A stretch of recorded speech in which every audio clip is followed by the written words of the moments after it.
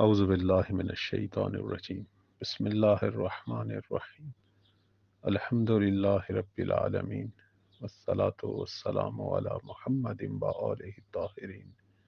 سیما بقیت اللہ اللہم اجل لولیک الفرج۔ پروردگار کی بارگاہ میں دعا ہے یوسف زہرا سلام اللہ علیہ کے ظہور میں تعجیل فرما، ہم سب کو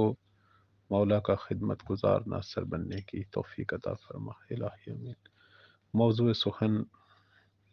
کتاب لقاء اللہ جو کہ مرحوم آیت اللہ مرزا جواد ملکی تبریزی رحمۃ اللہ علیہ نے لکھی۔ ہم نے درس اخلاق کے حوالے سے اس کتاب کو ماہ رمضان میں انتخاب کیا تھا، اور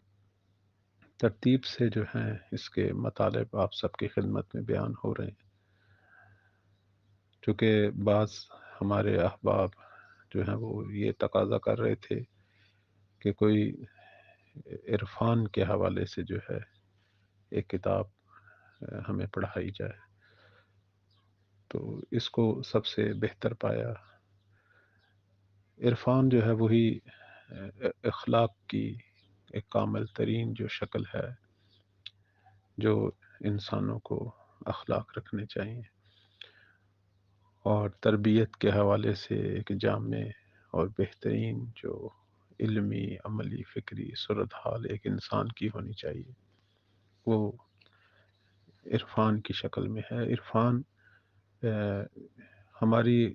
دینی جو نارمل زندگی ہے اس سے ہٹ کر کوئی علیحدہ چیز نہیں ہے۔ بعض لوگ یہ سمجھتے ہیں کہ سارا دن جو ہے وہ ذکر و اذکار میں غرق رہنا یا جنگلوں میں نکل جانا نہیں۔ ہمارے ائمہ علیہم السلام سب سے بڑے عارف باللہ تھے، وہ اسی انفرادی اجتماعی گھریلو سیاسی ہر طرح کی زندگی کے اندر صاحب معرفت صاحب عرفان تھے، خود بھی سیر و سلوک کرتے تھے اور اپنے شاگردوں کو بھی اللہ کی راہ میں سیر و سلوک اور تربیت کے جو عرفانی مراحل ہیں وہ سکھاتے تھے۔ اس کتاب کے اندر ہم اس جگہ پر پہنچے کہ بہت بڑی علمی شخصیت جو علامہ حلی رحمۃ اللہ علیہ کے بھی استاد ہیں، خواجہ نصیر الدین توسی رحمۃ اللہ علیہ، ان کا ایک جملہ جو ہے وہ جناب مرزا جواد ملکی تبریزی اپنی کتاب میں نقل کرتے ہیں۔ میں بھی وہی جملہ جو ہے وہ آپ کی خدمت میں بیان کروں گا، پھر اس کی تشریح میں کچھ نکات جو ہیں آپ کی خدمت میں بیان ہوں گے۔ فرماتے ہیں کہ یہاں سے شروع ہوتا ہے کہ العارف اذا انقطع عن نفس واتصل بالحق، یہاں سے وہ شروع ہوتا ہے۔ اس کی عربی عبارت تقریباً جو ہے وہ 6 یا 7 لائنوں پر مشتمل ہے، میں اس کا ترجمہ آپ کی خدمت میں پیش کرتا ہوں۔ فرماتے ہیں کہ عارف جو ہے یعنی صاحب معرفت جب اپنے نفس سے جدا ہوتا ہے، انقطع عن نفس یعنی اپنی خواہشات، اپنی نفسانی خواہشات، اپنی آرزویں، دنیا کے حوالے سے جتنی بھی دل بستگیاں، چاہے وہ جسم سے ہوں چاہے اس مادی زندگی سے ہوں، جب وہ ان سے جدا ہوتا ہے اور حق کے ساتھ متصل ہوتا ہے، اپنے رب سے مکمل جو ہے وہ تعلق پیدا کرتا ہے، اس وقت وہ جو کچھ دیکھتا ہے یا اس سے مکاشفہ ہوتا ہے یا جس چیز کو وہ درک کرتا ہے وہ یہ ہے۔ فرماتے ہیں کہ اس وقت وہ یہ دیکھتا ہے کہ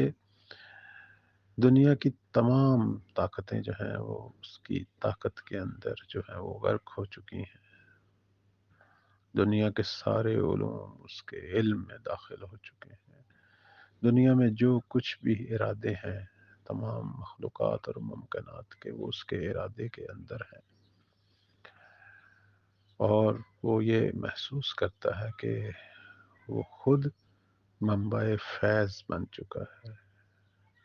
کیوں؟ اس لیے کہ وہ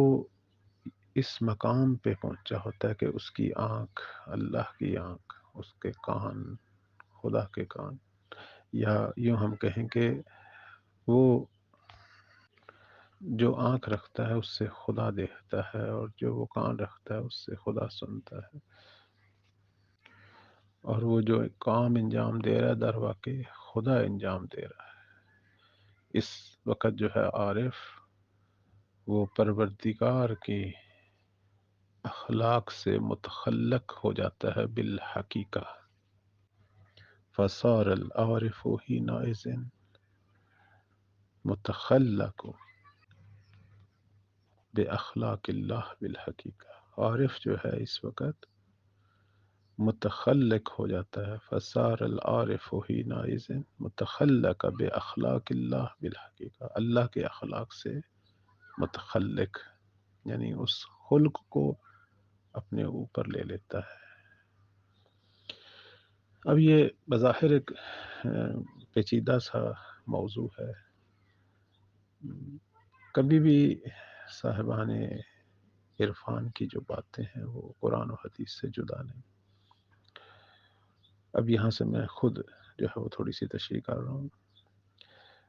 قرآن مجید میں سورہ مزمل کی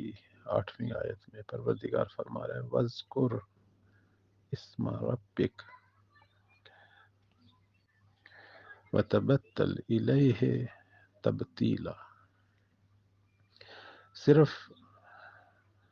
اللہ کا